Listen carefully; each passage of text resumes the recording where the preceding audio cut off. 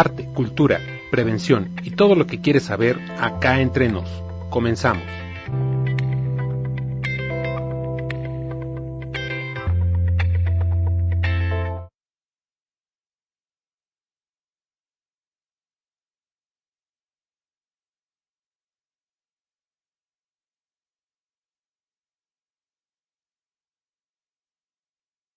Y ya estamos en su programa Acá Entre Nos, como todos los miércoles. Ahora sí, un poquitito, pero muy poquitito pasado de las 4 de la tarde.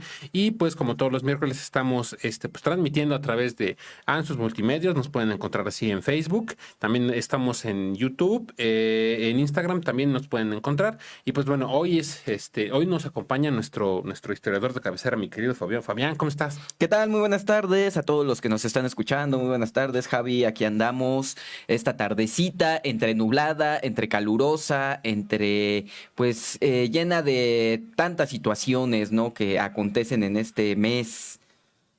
Así es, así es. Y pues bueno, rápidamente para empezar, yo creo que todos los que estamos pegados a las redes, que pues, somos la mayoría, o para su servidor, en este caso, que andaba por la zona y iba a ser, yo me encontraba por la Juárez hace algunas horas y ahora sí que te percatas de toda la movilización que hay, Sí. porque pues en esta zona de la Juárez, en donde se encuentra pues, este bar Azúcar, que si mal no recuerdo antes se llamaba el Rumba.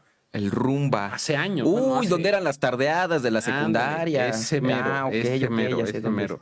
Bueno, pues, hace algunas horas hubo pues, un incendio que, pues sí, aparentemente, pues perjudicó de manera considerable a algunos locales de esta zona, algunos inmuebles de esta zona. Pero bueno, antes de que pues, les comentemos un poco más sobre esto, vamos a informarlos también para no darles datos erróneos. Pero lo que sí vamos a decirles es rápidamente hablarles sobre el tema de prevención ante este rollo de generar incendios, ¿no? Como tal, yo creo que en algún momento nos ha pasado su servidor fuma, entonces para toda la gente que fuma, es muy recomendable fumar en la cama, te puedes quedar dormido y pues, desafortunadamente puedes generar un incendio ahí. El colchón es bastante inflamable. Claro.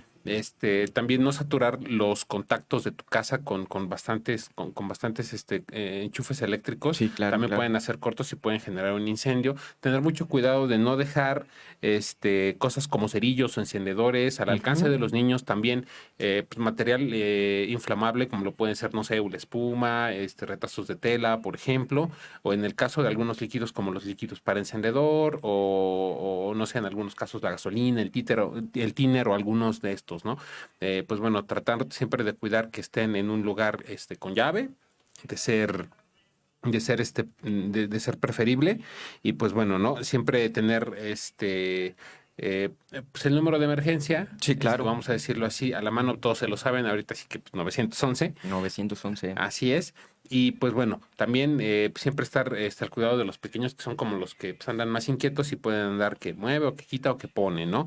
Pero Sí. bueno, mi querido Fabián, hoy vamos a hablar sobre un tema que habíamos comentado la semana, bueno, la ocasión pasada que nos acompañaste, que habla sobre pues, un tema histórico. Pero rápidamente coméntanos de qué nos vamos a hablar para que empecemos con este programa. Es correcto. En el capítulo anterior Así habíamos es. estado hablando acerca de el Ateneo de la Juventud, una generación de intelectuales muy importantes para la primera etapa del siglo XX en nuestro país. Y el día de hoy pues vamos a abordar a los que van a ser básicamente los alumnos de esta generación del Ateneo de la Juventud, que son conocidos como la generación de 1915.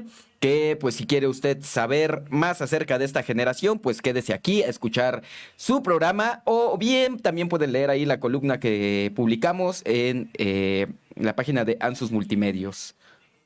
Así es. Y pues bueno, rápidamente, para que la gente que nos escucha, que a lo mejor no tuvo la oportunidad de escucharnos la semana pasada, rápidamente pongamos esto en contexto, ¿no? La semana pasada, así, ahora sí que de flash, estábamos hablando sobre el Ateneo de la Juventud. Rápidamente, en concreto, ¿qué era el Ateneo de la Juventud, mi querido Fabián? Pues bien, vimos que es una generación de intelectuales que surgen de la Escuela Nacional Preparatoria, que tratan de derribar la filosofía que en ese momento impregnaba a México, ¿no? Que era el positivismo, que es esta teoría que habla acerca de que todo tiene que ser científico, muere la metafísica y todo lo que no sea científico de alguna forma pues no es válido, ¿no? Entonces pues esta generación se encarga de difundir el arte, la cultura, las ciencias sociales y pues van a ser grandes y notables hombres los que vamos a ver dentro del Ateneo de la Juventud, ¿no? Como el mismísimo José Vasconcelos, como Alfonso Reyes, como Antonio Caso, grandes hombres que pues cimentaron mucho de la intelectualidad y de lo que pasaba justamente en esta etapa revolucionaria, ¿no? Porque estamos hablando de la etapa de la revolución, donde a estos hombres pues les tocó accionar, ¿no? Todo su trabajo. Entonces, pues justamente la generación que le sigue, pues es la generación del año de 1915, ¿no? Así es. Y pues bueno, por ejemplo, algo que yo creo que en algún momento tú y yo hemos comentado en este y en otros programas, varios yo creo, es que pues muchos ahorita festejamos, no sé, algunas fechas o conmemoramos algunas fechas, Ujú. pero a veces no tenemos como una noción de lo que hubo detrás de, ¿no? O sea, vamos a decirlo con estas palabras o con esta palabra, la reconstrucción de, Sí, ¿no? claro. El hecho de pues, tener un México que pues, ha sido, pues, como dicho con estas palabras, asediado por la revolución, por los saqueos, por las constantes, los constantes conflictos. Claro que sí. Además de todo eso, pues un país que no quiero decir que no tenga identidad, pero pues se encuentra un tanto, vamos a decirlo así, tambaleante, ¿no?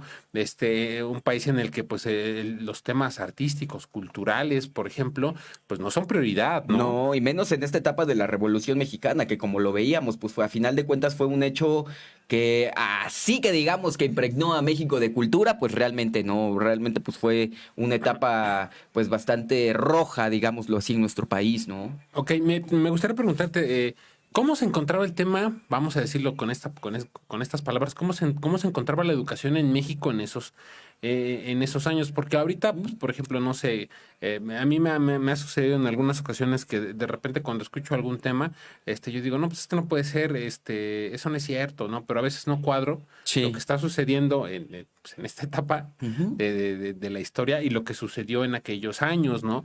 Por ejemplo, ¿cómo estaba la educación en aquellos años, mi querido Fayín? Yo creo que es un punto Es un importante. punto muy ¿Cómo importante. se encontraba la educación en esos años? Porque hablar de pues educación básica, media, superior, universidades, universitarios, y demás, yo creo que no era como lo mismo que hoy en día, pues, tenemos en contexto. No sé qué nos puedas decir al respecto. Pues anterior a la Revolución Mexicana, durante pues el gobierno de Porfirio Díaz, creo que se había dejado unos buenos cimientos en torno a la educación, ¿no? Había estado Justo Sierra como ministro de Educación en nuestro país. Se había fundado la Escuela Nacional Preparatoria durante la época de Juárez.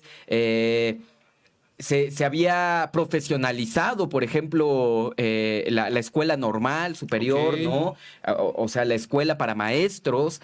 Entonces, en este sentido, creo que era como de los rubros que en los que se había avanzado más, ¿no? Sin duda alguna, todavía existía demasiado rezago educativo, existía demasiado analfabetismo, porque recordemos que también durante la etapa de Porfirio Díaz, durante el porfirismo, pues se priorizó un poco más a los que tenían el acceso a la economía, a las grandes élites, y el pueblo pues siguió sumergido, ¿no? En estas cuestiones un poco más superficiales, ¿no? En este sentido, pues es lo que nosotros podemos denotar justamente en esta época, ¿no? Pero sin embargo, por ejemplo, con lo que veíamos en el programa pasado, esta generación del Ateneo de la Juventud realmente eran hombres muy, muy preparados, eran hombres que estaban trayendo la filosofía que se estaba leyendo en otras latitudes, ¿no? Como por ejemplo en Alemania. Habían traído las teorías de Darwin, habían traído las teorías marxistas, habían traído a filósofos como Schopenhauer, habían traído literatura de la época, ¿no? Como corresponde, por ejemplo, al romanticismo. Entonces, en torno a la educación, pues sí podemos ver que hubo un gran cambio, que sí había un mejoramiento, y gracias a eso, pues también, pues es el impulso para que estos grandes hombres, la generación de 1915, pues comenzaran a trabajar, ¿no? ¿Cómo va a empezar a trabajar esta generación? Que cuando ellos empiezan, pues realmente son muy jóvenes, Ok. son demasiado jóvenes, tienen alrededor de 20 años. Andan en los 20, En los 20, como lo hicieron sus maestros, ¿no? Como lo veíamos del Ateneo de la Juventud también, ellos eran muy, muy jóvenes cuando comenzaron, ellos también eran jóvenes cuando comenzaron, lo cual, pues a mí siempre me causa bastante ruido, ¿no? Como durante estas generaciones había mucho impulso hacia los jóvenes, ¿no? Sobre todo, digámoslo así, que pues si eran jóvenes patrocinados, como lo vimos, pues muchos de ellos eran hijos De gente pudiente. de gente pudiente, Dicho de gente con todas las palabras. de gente que tenía el poder Con todas las letras. en nuestro país, ¿no? Y lo mismo ocurre con esta generación la generación de 1915, como también son llamados los siete sabios, ¿no? Y pues de hecho este nombre de los siete sabios en un principio fue puesto de manera despectiva, ¿no? Fue puesto como de burla, ya que pues como de una manera como de envidia, me imagino que sus compañeros de estos hombres los veían, que eran jóvenes muy propios, que eran jóvenes pues con ciertas virtudes, con ciertos atributos, ¿no? También generados por la misma sociedad, también generados por el mismo entorno, pero que sin embargo pues eran jóvenes con el ímpetu de seguir propagando la cultura, de seguir propagando el arte. Entonces, de manera despectiva, se les llama los siete sabios, ¿no? Haciendo alusión a los siete sabios de Grecia que pues existieron ahí en el mundo antiguo y que fueron muy representativos. Pero sin embargo, estos jóvenes pues siguen trabajando, siguen haciendo una gran labor, y a final de cuentas este nombre, este apodo que se les pone, pues deciden quedárselo, ¿no? Dicen, ¿por qué no? ¿Por qué no asumirlo? ¿Por qué no realmente sí llamarnos los siete sabios de México? Y es tal cual como entonces ellos deciden llamarse los siete sabios de México, o lo asumen, ¿no? Deciden ser pues, los responsables de este nombre, aunque realmente ellos en su fundación, que habrá de ser el 5 de septiembre del año de 1916, el nombre que llevan realmente como grupo es el de Sociedad de Conferencias y Conciertos, ¿no? Okay. Que es un nombre que también viene justamente de sus maestros del Ateneo de la Juventud, ¿no? Entonces es lo que tenemos, ¿no? Vemos que son jóvenes que justamente surgen en esta parte de la Revolución Mexicana, ¿no? Estamos hablando de 1915, 1906, justamente, 16, cuando ellos comienzan. Está en pleno auge la Revolución Mexicana, ¿no? Vemos que está el famosísimo juego de la silla. En este momento, el que llega a la presidencia básicamente pues es asesinado o es desterrado. Podemos ver que siguen estos presidentes todavía militares, ¿no? Estos presidentes todavía con este ímpetu revolucionario. Okay. Estamos hablando justamente un año antes de que se publicara la Constitución del año de 1917, encabezado por Venustiano Carranza y el Congreso Constituyente. Entonces, de esto están impregnados estos hombres, ¿no? Que de alguna forma tratan de darle un nuevo significado, una nueva filosofía, o realmente darle una filosofía a todo el pensamiento revolucionario, ¿no?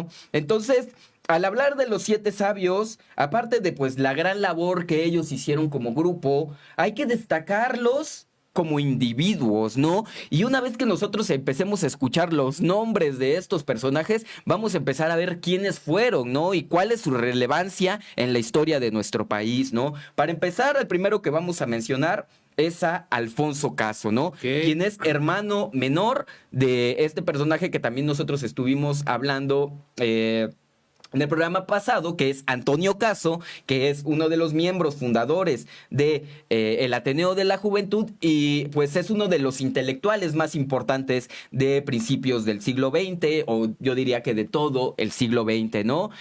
Antonio Caso pues se dedicó a la filosofía, sin embargo, su hermano Alfonso Caso es un hombre que se va a dedicar más a la antropología, más a la arqueología. A él le debemos mucho de lo que nosotros sabemos actualmente de la historia antigua de México, ¿no? De la historia de los pueblos antiguos. Fue un hombre bastante dedicado, un hombre que tomó las riendas del Instituto Nacional de Antropología y Historia, ¿no? Como ahora es llamado. Es un hombre que toma las riendas del mismo museo también de Antropología y Historia.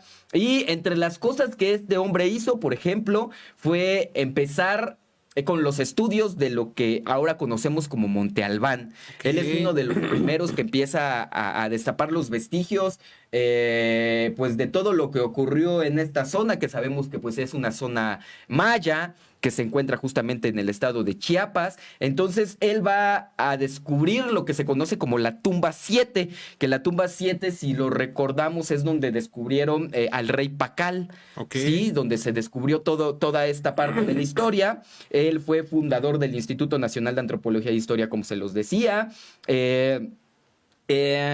También fue fundador del Colegio Nacional Indigenista, que también es algo muy importante. Fue rector de la Universidad Nacional Autónoma de México y fue Premio Nacional de Ciencias y Arte en el año de 1960. Sus restos actualmente pues se encuentran en la Rotonda de las Personas Ilustres, ¿no? Para que veamos la trascendencia, ¿no? De los hermanos Caso, ¿no? Tanto de Antonio Caso, que fue un gran filósofo, como también de de Antonio Caso, que fue un gran filósofo, también como de Alfonso, que fue pues un gran antropólogo, que fue un gran arqueólogo, ¿no? Que pues sí, tal cual, gracias a él sabemos mucho de la historia de nuestros pueblos pasados, ¿no? El segundo hombre que nosotros tenemos es Antonio Castro Leal. Él también fue un escritor, fue ensayista, fue crítico literario, desempeñó cargos como rector de la Universidad Nacional Autónoma de México. También la gran mayoría de estos personajes que vamos a ver dentro de los 7 sabios ocuparon este puesto de rectores de la máxima casa de estudios de México, ¿no? Lo cual pues es muy interesante. Sí, así es. Él también fue director del departamento de las Bellas Artes, fue presidente de la Sociedad de Críticos del Arte, fue embajador de la UNESCO y siendo embajador de la UNESCO, pues él se dedicó a propagar mucho de la literatura mexicana a lo largo del mundo, ¿no? Que también esto es muy trascendental.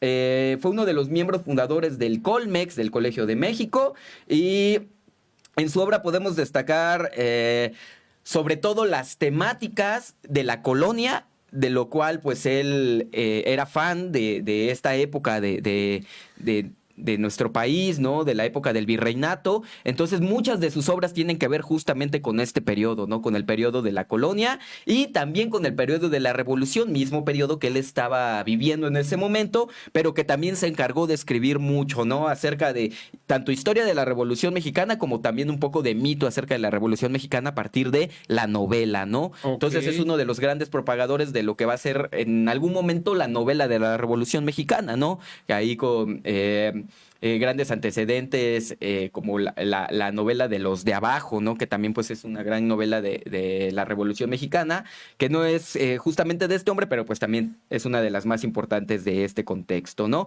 Otro de los personajes que tenemos dentro de esta generación de los 7 sabios, él es el mismísimo Manuel Gómez Morín, uno de los políticos más destacados de su tiempo, una persona que desde que era niño, pues siempre fue formado desde una perspectiva pues bastante conservadora, bastante religiosa, ¿no? Entonces pues Manuel Gómez Morín pues podemos ver todo este ideario, ¿no? Que él de alguna forma criticó mucho la época de la Revolución Mexicana y él trataba de fundar un nuevo orden después de esta crueldad que hubo dentro de la Revolución Mexicana, ¿no? Y este orden que él quería fundar, pues era obviamente basado más en el conservadurismo, en el intelectualismo, ¿no? Que también para él era muy importante. Él fue el creador del Banco de México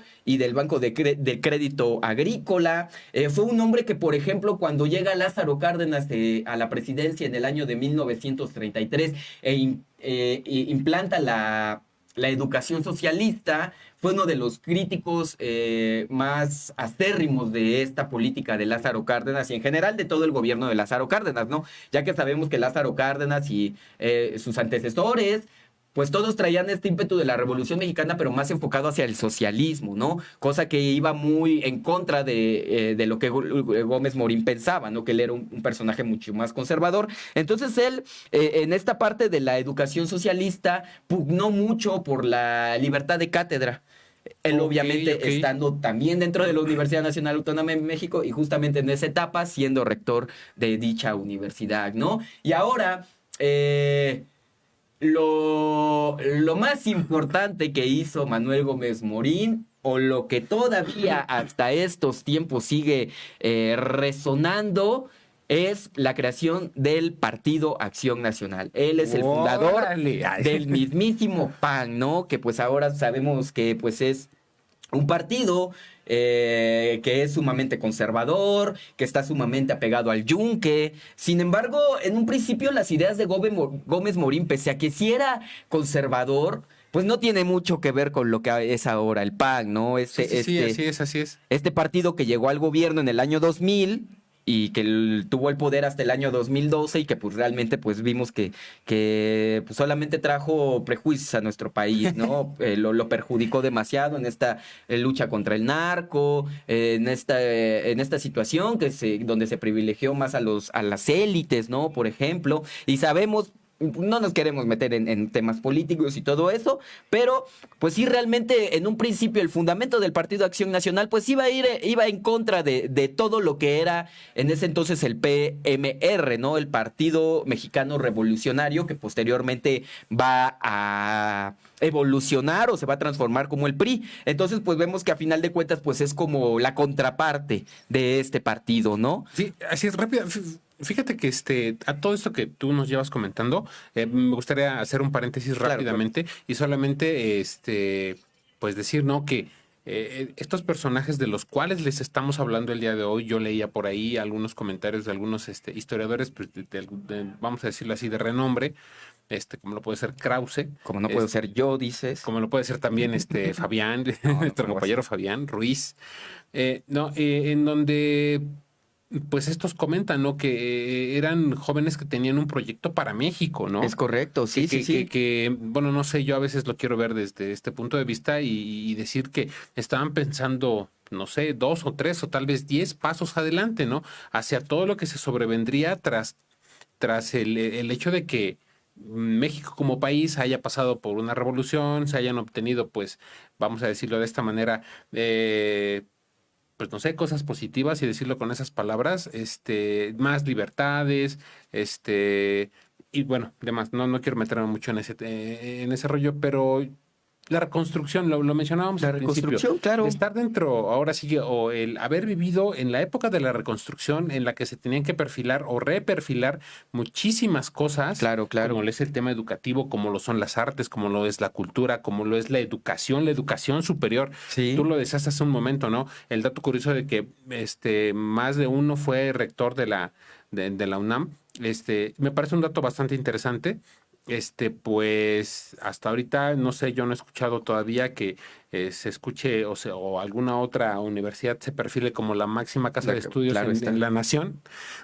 Pero pues bueno, ese es rápidamente un comentario que me gustó, que ahora sí que quería hacer por el hecho de que pues estaban montando las bases, los cimientos sólidos de lo que en este momento estamos viendo como instituciones, Como ¿no? instituciones, sí, realmente muchas de las grandes instituciones lo acabamos de ver, por ejemplo, el Banco de México, Así ¿no? es, Fue por fundado ejemplo. por esta generación. Vimos instituciones políticas como lo es el PNR, el PMR, que después iba a evolucionar como el PRI, o el mismísimo PAN, ¿no? Que son Así es, así instituciones es. políticas. Entonces, esta es realmente, como lo mencionas, Javier, esa es la importancia de estos hombres, ¿no? Que de alguna forma ellos vislumbraban hacia dónde iba nuestro país, ¿no? Después de después obviamente de este régimen que impregna Porfirio Díaz y posteriormente la Revolución Mexicana, pero después de eso, ¿qué iba a pasar? ¿Qué iba a ocurrir? ¿No?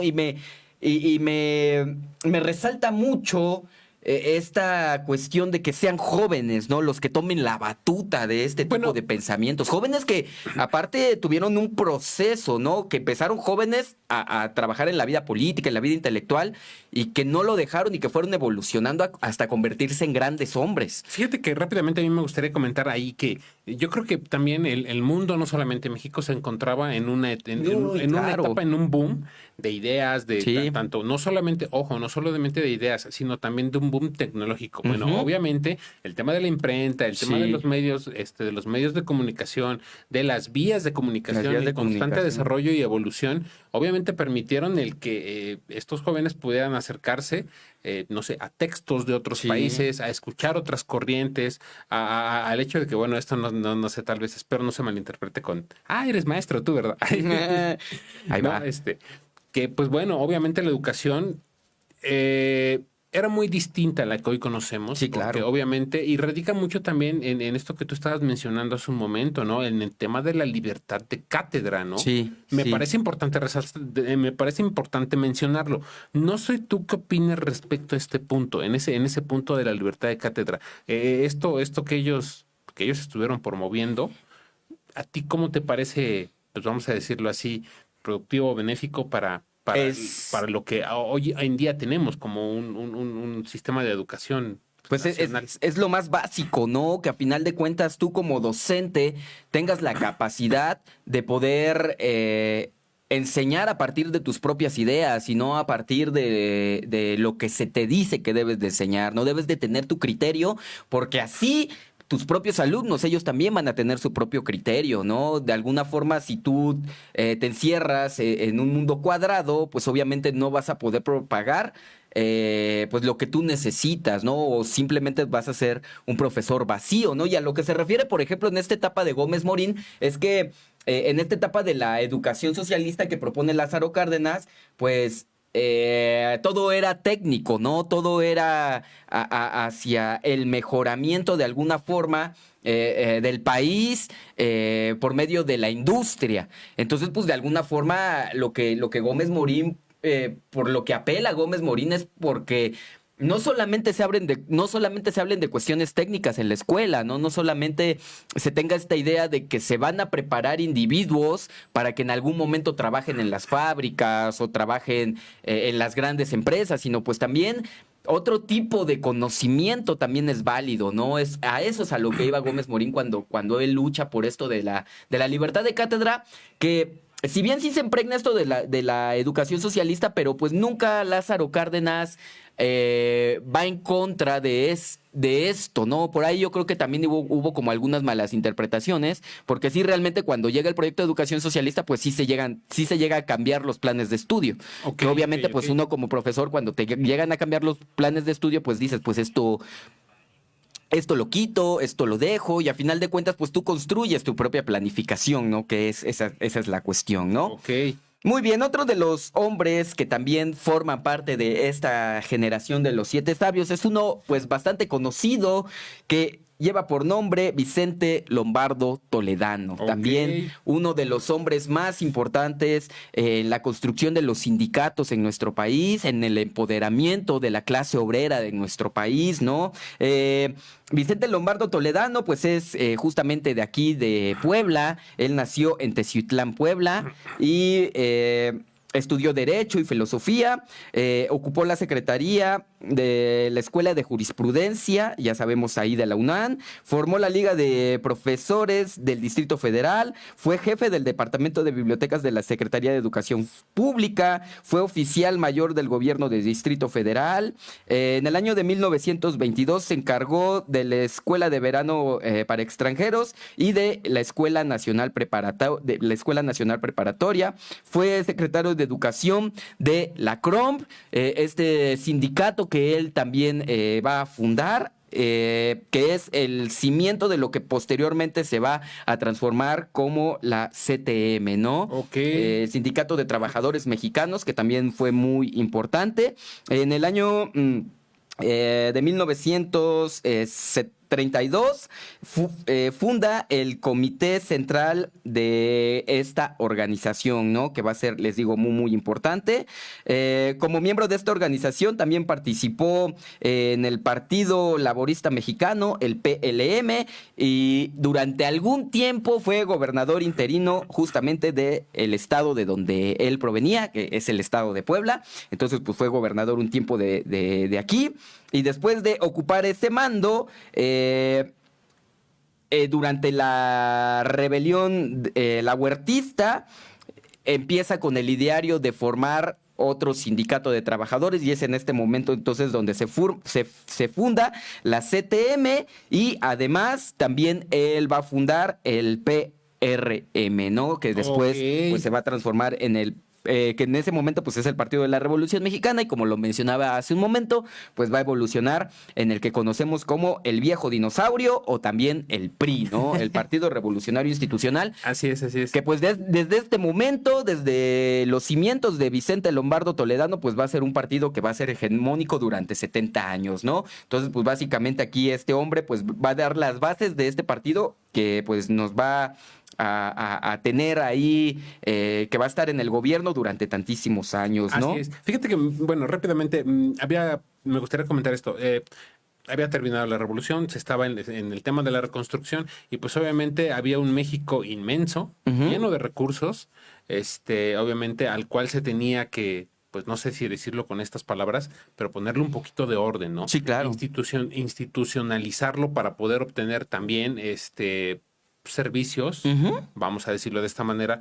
Educación, por ejemplo, ya lo vienes mencionando en varias ocasiones, ¿no? Por el tema no sé, de los que fueron rectores en las universidades, de las instituciones que se fundaron, ¿no? Claro. Que actualmente siguen vigentes. Que siguen vigentes. Eso es lo más interesante de todo, ¿no? Que algunas han tenido pequeños cambios de nombre, pero siguen todavía ahí. Sí, así es. Entonces, fíjate que algo que yo leía y eso me llamó bastante la atención y pues ahora sí que lo vengo cuadrando con todo lo que tú nos vienes comentando. Y es, estas personas, lo dice tal así con estas palabras, institucionalizaron la resistencia. Ok. No sé, ¿tú qué opines de esto que yo estoy comentando? Porque, no sé, yo en algún momento mencioné el término de si nos vamos a quejar hay que aprender a quejarnos, ¿no?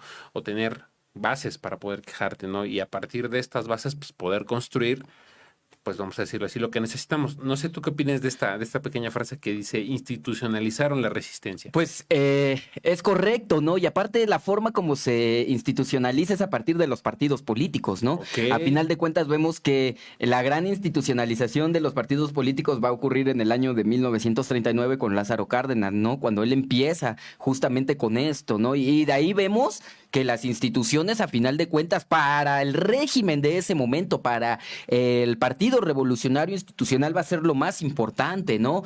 Todos los presidentes que fueron del PRI, si de algo se respaldaban, era de las instituciones. Y si no, por ahí, por ejemplo, véanse entrevistas de Carlos Salinas de Gortari, en esta parte cuando asesinan a Colosio. Él siempre se respalda por las instituciones, ¿no? Él dice, no, pues la Procuraduría ya hizo esto, la tal Procuraduría ya hizo esto otro, y yo me respaldo y lo dice tal cual, por mis instituciones. Oye. Entonces podemos ahí ver cómo es esto, ¿no? Quiero decir también una pequeña frase, a lo mejor, no sé si como equivocado o son un mal necesario, no sé. Sí, de alguna forma pues, sí son un mal necesario, ¿no? El PRI, pues, a final de cuentas, pues se transformó en este dinosaurio que nadie quiere, pero pues en su tiempo pues realmente pues sí dio el fundamento para que se crearan muchas cosas en nuestro país, ¿no? Siendo honestos, pues no todo fue malo.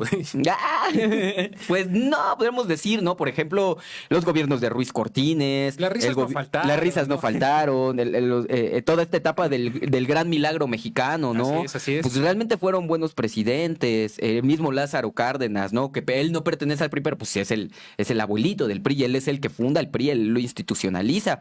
Pero pues de Lázaro Cárdenas hasta todavía...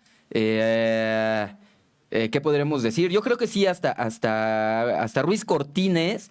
Podemos ver que pues, los presidentes ahí van, ¿no? Ahí van construyendo el país, ¿no? Después de una revolución, como lo podemos ver, o después de haber pasado contextos mundiales bien complicados, ¿no? Como lo es, pues en esta etapa de la que estamos hablando, por ejemplo, la Primera Guerra Mundial, o Ouch. posteriormente la Segunda Guerra Mundial, ¿no? Y de alguna forma, pues nuestro país, en esta parte del milagro mexicano, de la década de los 40 hasta los 60, pues hay estabilidad, ¿no? Se crea la Secretaría de Educación Pública, se crea el Instituto Mexicano del Seguro Social, se fundamentan mucho estos sindicatos de trabajadores, ¿no? Los sindicatos charros, todo eso. Fíjate que los sindicatos, rápidamente haciendo el paréntesis, porque ya habías mencionado, ahora sí que anteriormente, la creación de estos sindicatos. Sí, claro. ¿Tú crees que, esto sí es curiosidad personal, pero ya lo va a saber todo el mundo, ¿tú crees que fue un contrapeso? ¿Tú crees que los sindicatos también son contrapesos, ¿no? Para poder, vamos a, dicho de esta manera, para poder equilibrar la balanza. No para equilibrar, más bien para llevarse la balanza hacia el lado del ganador en ese momento. Por ejemplo, la CTM, el Sindicato de Trabajadores Mexicanos, pues fue la mano derecha, fue el bastión de lucha muchos años del PRI, ¿no? Y lo podemos ver, por ejemplo, con Fidel Velázquez, que fue tantos años ahí el mero mero de este sindicato. Y desde Lázaro Cárdenas podemos ver a Fidel Velázquez detrás de todos los presidentes, ¿no? Desde Lázaro Cárdenas hasta por ahí Cedillo, todas las fotos que vemos, siempre Fidel Velázquez está ahí, ¿no? Entonces, a final de cuentas, los sindicatos servían como brazo ejecutor. Si el PRI duró tantos años en el poder fue porque dominaba y manejaba bien los sindicatos, ¿no? Tanto fue así que para que existiera el cambio, para que existiera la alternancia, los sindicatos tuvieron que empezar a desaparecer, ¿no? Como la CTM perdió tantísimo poder, como la CROM perdió tantísimo poder, y por ahí el sindicato que se quedó como con el máximo de los poderes, pues fue la CENTE, que de alguna forma pues ya también fue desmantelada, ¿no? Pero esa es la importancia de los sindicatos, ¿no? Los sindicatos eran los que ponían a los presidentes, y así lo digo. Estoy más cada miércoles. Esto y más cada miércoles. Sepa usted un poco de Así es, ¿qué más este tienes, mi querido pasado. Fabián? También tenemos por aquí a Jesús Moreno Vaca, que también Ok. es conocido como el séptimo sabio. Fue un gestor cultural, jurista y político. Fue un hombre lleno de talentos, interesado por la cultura general y con una profunda formación humanista, lo cual pues es muy importante, ¿no? Participa en la huelga de estudiantes que se genera en la Escuela de Artes Plásticas, y también en la que se genera en el año de 1912, donde se gesta la Escuela Libre de Derecho, y fue asesinado por conflictos políticos en el año de 1926, ¿no? Aunque en la historia oficial pues está enmarcado que se cayó encima de una bala, ¿no? Y por eso se murió, ¿no? Básicamente. Pero ya en investigaciones más serias, pues sí se llega a la conclusión de que por algunas cuestiones políticas, a lo mejor algunas cosas que dijo que no le convenían al gobierno, pues pues fue asesinado, ¿no? Pero pues un hombre que también fue muy importante para la conformación de este grupo de los Siete Sabios, ¿no? Y fue uno de los que murió más jóvenes, pero también uno de los más importantes, y sobre todo uno de los más nobles, siento, ¿no? Este buen Jesús Moreno Vaca. Luego tenemos también a Teófilo Olea y Leiva. Él fue un abogado que fue subsecretario del gobierno de Guerrero, porque pues él justamente pues viene de este estado. Fue agente del Ministerio Público y llegó a ser magistrado del Supremo Tribunal Militar, diputado federal, y tenemos que en el año de 1941 recibió el nombramiento de ministro de la Suprema Corte de Justicia, ¿no? Ahorita esos puestos que están tan nombrados ahí en las noticias, ¿no? Últimamente salen tantas cosas de eso. Entonces él es uno de los que puso los antecedentes, ¿no? De lo que es el Poder Judicial contemporáneo, ¿no? También se desempeñó como presidente de la Asociación Nacional de Funcionarios Judiciales, fue miembro de la Sociedad de Geografía y Estadística, fue socio fundador de la Barra Mexicana de Abogados y fue miembro de la Academia Mexicana de Ciencias Penales, ¿no? Un hombre entonces que lo podemos ver que estuvo muy metido en todo el poder judicial, ¿no? Y que le dio los cimientos a este poder, ¿no? Como ya lo vimos, hace rato hablamos un poco del Ejecutivo, del Legislativo y en este caso el Judicial, pues aquí Teófilo Olea y Leiva es uno de los cimientos de este poder, ¿no? También fue miembro de la Academia Mexicana de Ciencias Penales y fue uno de los fundadores de la Universidad Popular, ¿no? Que eso también pues es muy importante. Como lo vemos, también pues participó mucho en la fundación de varias instituciones, como lo seguimos viendo, ¿no? Entonces ahí podemos ver que realmente sí mucho de lo que nosotros podemos ver en nuestros tiempos es gracias a estos personajes, ¿no? Luego tenemos a Alberto Vázquez, y no es el cantante, no es el cantante de la época del rock and roll. No se emocionen. No se emocionen, no se emocionen. Alberto Vázquez, en este caso lleva el apellido del Mercado, ¿no? Él fue un eminente crítico literario, escritor, docente, fue juez magistrado y abogado. Además ocupó los cargos de consejero y promotor de varias generaciones de jóvenes y abogados y profesores de derecho, quienes acudían a él en solicitud y consulta en buscas de fuentes, ¿no? Pues era un hombre que sabía demasiado, era un hombre que leyó mucho. Entonces, pues muchos que querían saber acerca de jurisprudencia, acerca del derecho, pues venían a Alberto Vázquez, ¿no?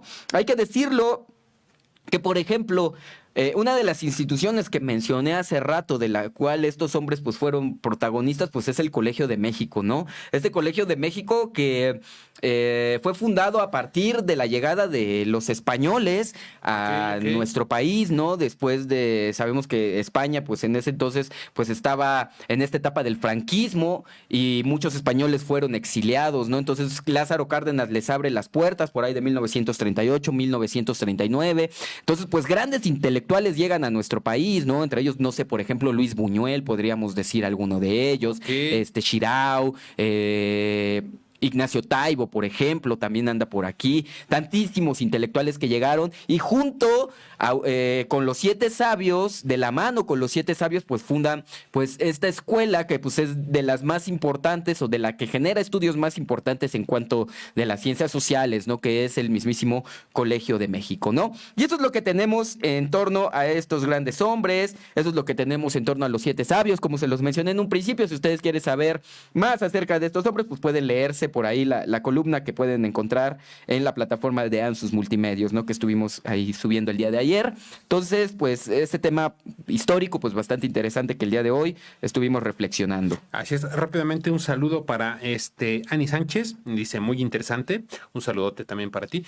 Y pues bueno, rápidamente como cerrando lo que es el tema de mi compañero Fabián, o bueno, cerrando con mi comentario, o con el comentario que yo quiero hacer para cerrar, perdón, me parece que solamente hace falta, dirían, he escuchado por ahí, ¿no? Esta frase, leer entre líneas, ¿no? Sí. El ver en dónde se desarrollaron estos personajes y qué peso tienen ahora esas instituciones, pues obviamente te da una idea de hasta dónde llegó el trabajo de estos, ahora sí que de estos jóvenes como tal, ¿no? Porque pues, cuando ellos empiezan a desarrollarse dentro de o tienen, pues vamos a decirlo así, la mira puesta en el crecimiento y la reconstrucción del país, pues obviamente se les, bueno, dicho de esta manera, se les agradece mucho porque pues tuvieron que dejar también de lado muchos proyectos personales, Claro, ¿no? Para poder pues, continuar con el desarrollo de todas las instituciones que hoy en día vemos, poner las bases y vamos a decirlo así, configurarlas para que pudieran y ahora resistir. aquí la cuestión es cuántos hombres de este tipo podemos encontrar en estos tiempos, ¿no? Que de una forma orgánica vayan creciendo en la política. Realmente es algo que ya pues se ve de una forma nula, ¿no? Entonces, por ejemplo, aquí lo menciona en su comentario Rodrigo Sebastián, un amigo ahí de la universidad, ¿no? Que pues es necesario conocer a todos estos personajes para ver realmente hacia dónde va nuestro país, ¿no? Con todo esto, por ejemplo, de la 4T y todo eso, pues tiene muchos sus fundamentos en esta época de la historia, ¿no? Entonces, ¿cuántos hombres hay en estos tiempos como estos, ¿no? Sí, exactamente. Por ejemplo, yo veía unos comentarios de este señor Enrique Krause, para algunos, pues querido, para algunos no tanto, Para mí no pero tanto. hubo dos que me interesaron mucho. Dice que los millennials han vivido estos tiempos con preocupaciones y angustia, pero sin proyecto, ¿no? Claro. Lo que mencionábamos hace rato. O sea, estos jóvenes al menos decían, o bueno, al menos tuvieron la idea o el tiempo para pensar y decir, ¿sabes qué?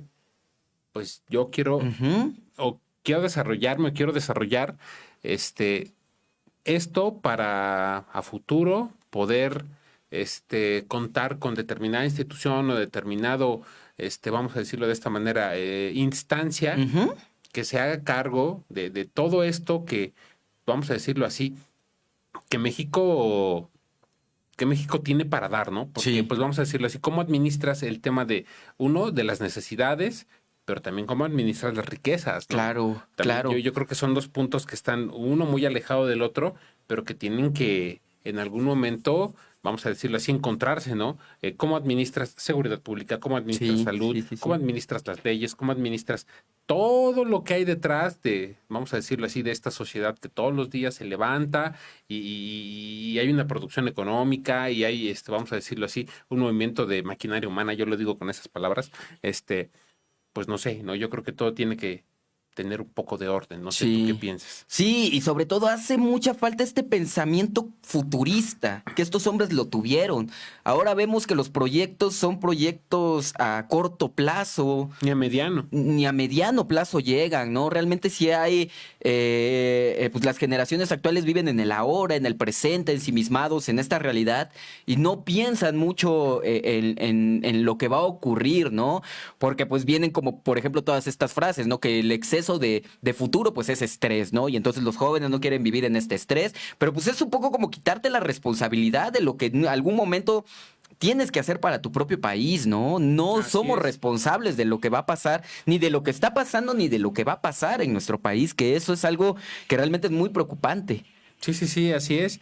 Y pues bueno, muchísimas gracias por este tema, mi querido Fabián. De nada, y ahorita pues también por ahí tenemos unos comerciales. Así es, así es. Y pues rápidamente para toda la gente, ya saben que nuestro compañero nos acompaña cada 15 días, siempre con temas históricos, porque pues me parece importante conocer un poco más Claro, sobre, pues sí, como tal, sobre cómo se formaron las instituciones en nuestro país, cómo pudimos llegar a obtener determinadas libertades, pero también determinadas responsabilidades y cómo nos perfilamos hacia el futuro, porque pues pareciera que la evolución digital, la evolución de los medios de comunicación, de las vías de comunicación, y de la tecnología en global, pues obviamente ha hecho que cambien bastantes cosas, que se tengan que modificar, que se tengan que adaptar.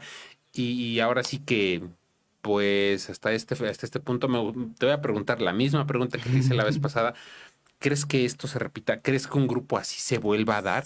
pues como te lo digo, o sea, yo realmente veo carencia, ¿no? O sea, No, ay, yo te puedo decir, no, pues yo soy joven, pero ya ni siquiera uno es joven, ¿no? Estamos hablando que estos chavos pues empezaron a los 20 años, le ¿no? juego al joven. Ay. Ya uno hasta se pasó, ¿no? Uno a lo mejor quisiera tener ese ímpetu, pero pues ya no lo podríamos hacer, ya ni siquiera somos tan jóvenes, ¿no? Me gustaría que sí existiera algún tipo de generación de este tipo, pero ¿para dónde? Yo por donde sea que veo realmente pues generaciones de intelectuales no hay, es más, es de lo que más se ha perdido, ¿no? Ok. Entonces pues no creo que realmente pues siga existiendo esta situación o que llegue a existir esta situación aquí en nuestro país, ¿no? Así es. Y pues bueno, también les tenemos por aquí una pequeña invitación. También nuestro compañero aquí, Fabián, se encarga del tema de la difusión cultural. Sí, Y claro. así es, y eso está bastante padre. Y por aquí les vamos a dar les vamos a hacer una pequeña invitación, dice la ratonera de cartón, creando cultura de paz. Los invitamos a que este sábado 29 de julio, en la 16 Oriente, 1403, barrio El Alto, en Puebla Capital, se van a presentar. Fabián Ruiz, nuestro compañero en escena. Ahora sí ¿qué nos vas a presentar en esta ocasión? Vamos a estar presentando una obra que he estado moviendo por ahí, que es La Leyenda del Quinto Sol, mi versión de La Leyenda del Quinto Sol, que hemos tenido la oportunidad de andar moviendo por varios lugares y que ahora, justamente en este proyecto que estamos comenzando, proyecto que ya tenemos desde hace algún tiempo, que ya habíamos comentado antes aquí, Javi, que también nos habías dado la oportunidad de poder platicar, de La Ratonera de Cartón, este colectivo de artistas poblanos que en algún tiempo tuvimos ahí nuestra casa cultural y que vamos a inaugurar nuestra nueva casa cultural justamente ahí en esa dirección. Es atrasito de Casa Guayo. Okay. Ahí vamos a estar con este nuevo proyecto que tenemos, ¿no? Y tratando de impulsar un poco la cultura de paz, que es muy necesaria. Tratamos de impulsar también pues la reconstrucción del tejido de los barrios antiguos de nuestro estado, perfecto. ¿No? Entonces, pues justamente con esta intención de la reinauguración de lo que es la Ratonera de Cartón de este colectivo, pues vamos a hacer esta presentación, ¿no? Por mi parte, pues voy a estar presentando Quinto Sol, esta obra escrita, dirigida, producida por un servidor, y también perfecto. Va a estar el tremendísimo cantautor Paquito Monstruo, ¿no? Sí. Que creo que lo has tenido aquí entrevistado. Nos ha acompañado un par de ocasiones. Un saludote si nos está escuchando. Un saludo vale, que nos está escuchando. Así es. Y pues ya saben, ahora sí que a toda la banda, a toda la gente, a todos los que nos están escuchando, este sábado 29 de julio es en la 16 Oriente 1403, barrio El Alto, Puebla Capital. Sí. Y pues esto es la reinauguración de sobre todo de este proyecto, ¿no? Este proyecto cultural llamado La Ratonera de Cartón. ¿Cómo era la frase? Royendo Espacios, que era el proyecto que estuvimos trabajando anteriormente. Royendo Espacios, y ahora justamente el nuevo proyecto es el de Cultura de Paz, ¿no? Así es. Reinserción de los barrios antiguos y populares de nuestro estado, ¿no? Así es. Y pues ya saben, cualquier cosa pues lo pueden buscar a través de Facebook. Hay una página en Facebook, ¿verdad? Sí, ahí tenemos nuestra página de La Ratonera de Cartón, todavía sigue existiendo, por ahí nos las hackearon, pero pues todavía puede encontrarla, ¿no? Está hackeada, no la podemos nosotros intervenir, pero todavía por ahí encuentra algunas cosas de lo que estuvimos haciendo anteriormente, ¿no? Con este proyecto, pues de artistas locales, ¿no? Donde pues estamos tratando de llevar la cultura por todos lados. Así es, y siempre apoyando, ya saben, al artista local, a la producción local. Y pues bueno, rápidamente vamos a hablarle en estos últimos minutos del programa. Por ahí el título de la transmisión dice: ¿cómo es que la nostalgia se convierte en una mercancía, ¿no? Rápidamente vamos a hacer estos comentarios unos minutos antes de que termine el programa, pero me parecen bastante importantes, porque muchas ocasiones estamos, dicho de esta manera, a merced de productos que nos pegan en el... No, claro. Pues sí, pues como tal, en el corazoncito, ¿no? Porque son recuerdos de la infancia, porque a lo mejor son cosas que siempre hemos deseado, somos seguidores fervientes de alguna historieta, de algún grupo musical, o no sé, de algún escritor, escritora, etc. Y pues más en concreto, ¿no? Tú como viste rápidamente, comentábamos antes de entrar al aire, sí, el tema de la película Barbie. Yo le decía a mi compañero Fabián, ¿sabes qué? Pues no está como en mis planes ir a verla de forma inmediata, ¿no? Tampoco siento que haya como que agrega algo, no lo quiero decir así de crudo, como que agrega algo muy, muy, muy importante en mi vida. Y si la veo, y que si no la veo, como que me pierda algo de muy importante. No sé tú qué pienses. No, también lo mismo, no siento que no vaya a progresar en la vida si en ese momento no voy a ver Barbie. Realmente pues es una película que no me llama mucho la atención. Siento que tiene que ver mucho... o refleja mucho a final de cuentas lo que es esta muñeca de Barbie, ¿no? Que siempre pues ha sido un símbolo de lo plástico, un símbolo de lo banal. Sí podríamos decirlo de alguna forma, pues también a lo mejor muy vagamente del empoderamiento femenino, pues yo creo que muy vago, ¿no? Así es. Y siento que pues esta película pues está muy acorde con este tipo de conceptos, ¿no? Sí, okay. También se me hace algo banal, se me hace algo muy plástico. Pues no sé. Preferiría ver tal vez Oppenheimer, que no la he ido a ver, pero que dice que está muy buena, por cierto. Fíjate que a mí me gustaría hacer rápidamente el comentario. El programa pasado hablamos sobre algunos datos curiosos y sobre un poco de la historia de la muñeca, más que de la película, okay, ¿no? La participación de la muñeca Barbie a nivel mundial y como protagonista histórico es súper interesante. Claro. Créanme que yo sí me he dado el tiempo para leer un poco más acerca de, vamos a decirlo así, de todo lo que hay detrás, porque la muñeca Barbie ha pasado pues por muchas cosas, ¿no? Claro. Pues, por crisis económicas, por cambios pues, cambios culturales, cambios sociales, cambios políticos, económicos, Ujú. ¿no? No sé, el tema del boom del feminismo ahorita en nuestros años, hasta incluso por una fuerte crítica a como tal su estructura o su forma física, ¿no? Ujú. Por mucho, por muchos temas, ¿no? Pero creo importante resaltar que como, pues, no sé si me escuchas tan tanto frío, como evidencia histórica, Sí, claro. como evidencia histórica, se me hace quizá algo que la película se me hace algo que tal vez vista con determinados ojos pueda darle otro valor a lo que estás viendo, ¿no? Pero no dejando detrás también que te están vendiendo nostalgia, ¿no? Claro, Y que de lo, eso y hay que de eso, demasiado. y de eso yo te podría hablar también para el lado de los hombres, como con el tema de los superhéroes, como con el tema de los Hot Wheels, como con el tema de, no sé, muchas cosas, por ejemplo, el tema de los deportes, los balones, las playeras de los equipos, etc, etc, etc. ¿Qué pasa cuando una compañía encuentra vamos a decirlo así, la receta adecuada para poder venderte algo? Y que en este caso, pues son tus recuerdos y vamos a decirlo así, tus añoranzas de pequeño, Mm.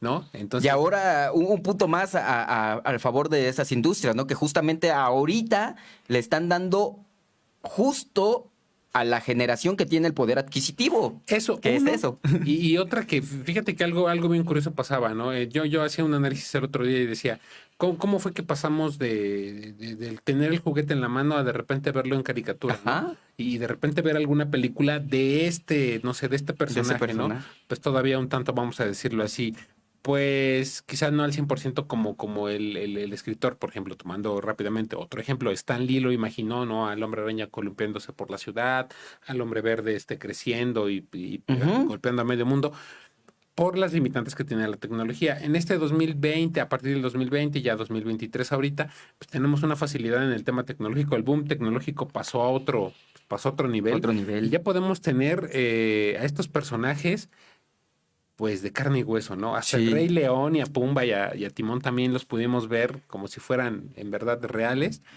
Y yo creo que es un cambio porque es un cambio bastante digno de ponerse a pensar porque nos ha dado una perspectiva de en verdad lo que estoy viendo se va a ver igual en el mundo real. O sea, en Ujú. verdad el personaje que yo estoy siguiendo Esa parte es puede, interesante, puede ¿no? volverse real. Yo Sí. puedo copiar lo que este personaje hace, puedo verme como este personaje.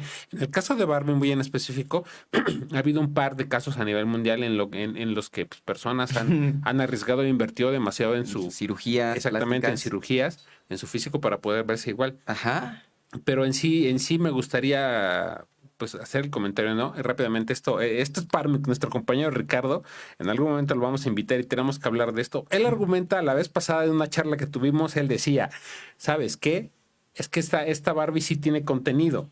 Esta Barbie sí tiene un mensaje, habla sobre esto, aquello y aquello, y te da otra perspectiva de la realidad. La voy a ver Refiriéndose a la película. refiriéndose a la película. Pero eso no deja detrás que sea, vamos a decirlo así, un producto con un alto contenido de nostalgia que facilita su venta y de la misma forma, Ujú. pues a nosotros nos impulsa de una manera más eficaz a consumir, ¿no? Claro. Entonces yo creo que es importante en muchas ocasiones tener esto en cuenta para no hacer gastos innecesarios.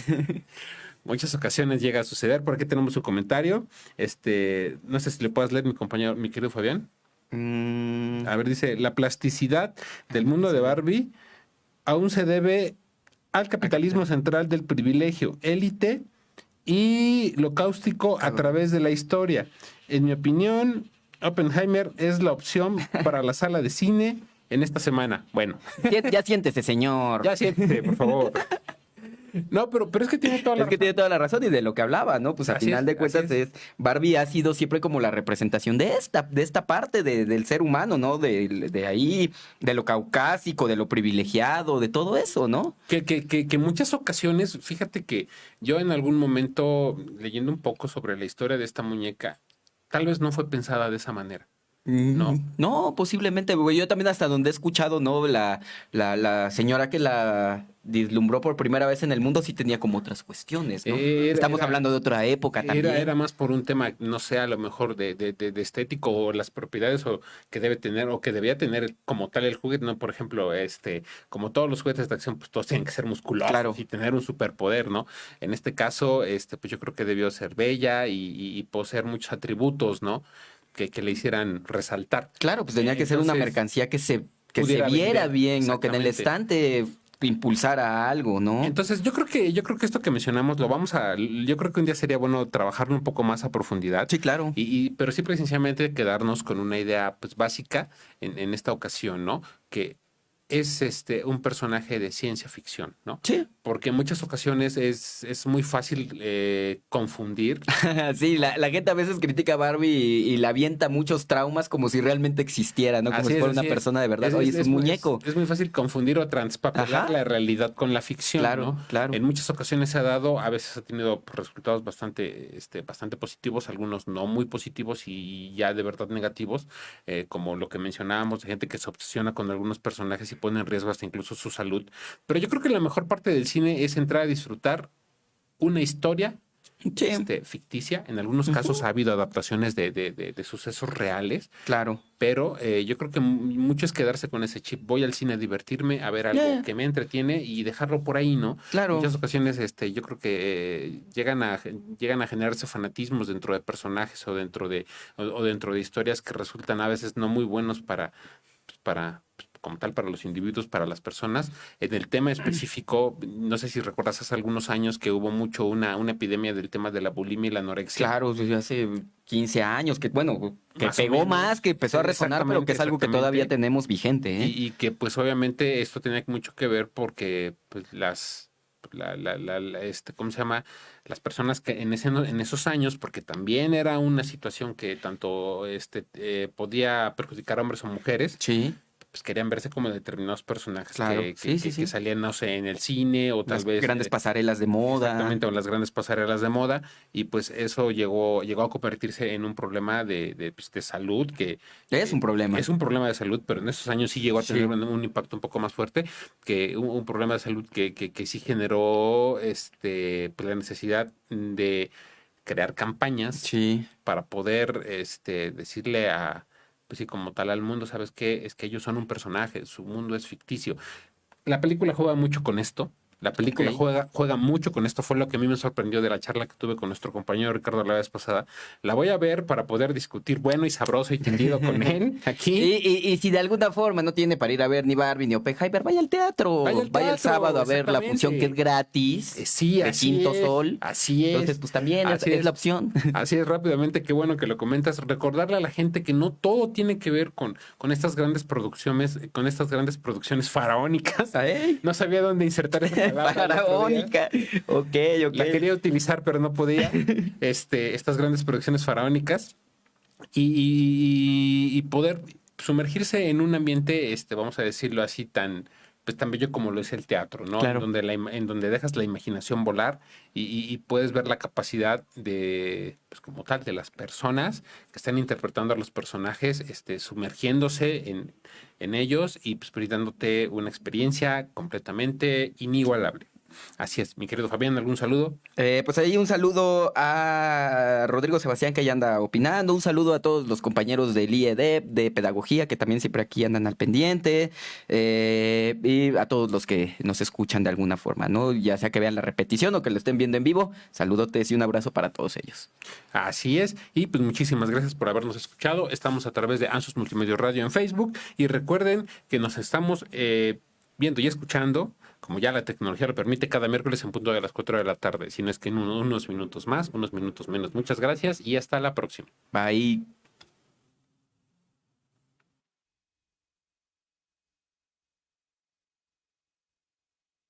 Esto fue todo por el día de hoy. Recuerda escucharnos en nuestra próxima transmisión, ya lo sabes, acá entre nos. Yeah, you told me the other day